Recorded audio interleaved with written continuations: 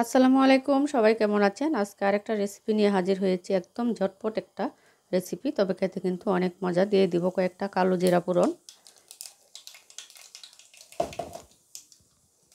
আর দিয়ে দিব অল্প পরিমাণে একটু পেঁয়াজ কুচি।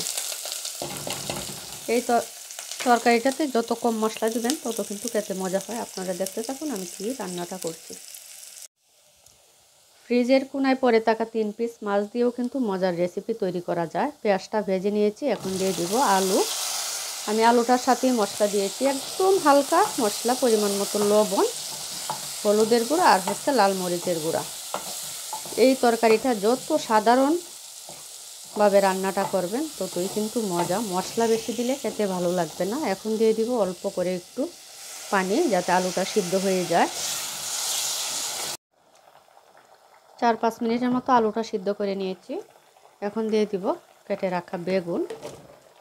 আলু, বেগুন, টমেটো, এটা কিন্তু খুবই মজার একটা তরকারি হয়। যে কোনো মাছ দিয়ে রান্না করেন না কেন, খেতে অনেক ভালো লাগে।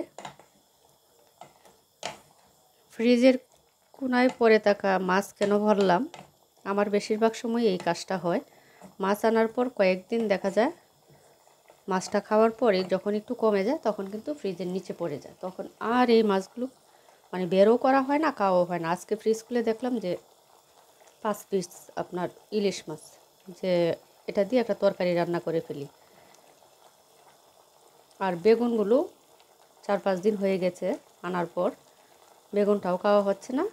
এই দুটা মিলিয়ে সুন্দর একটা রেসিপি তৈরি করে তরকারির স্বাদটা বাড়ানোর জন্য দিয়ে দিব কেটে রাখা 2টা টমেটো।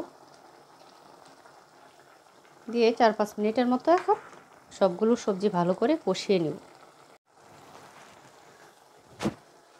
সব সবজি ভালো করে কষিয়ে নিয়েছি। এখন দিয়ে দিব ভেজে রাখা মাছ। এখানে কিন্তু 3 পিস মাছ দিচ্ছি, আরও 2 পিস ছিল লেস, কিন্তু লেসটা দেই নেই, কারণ লেস খেতে সবসময় ভালো লাগে না তরকারির, অনেক কাটা থাকে। ভাবলাম সেটা দিয়ে একটু ভর্তা বানিয়ে নেব আরেকদিন।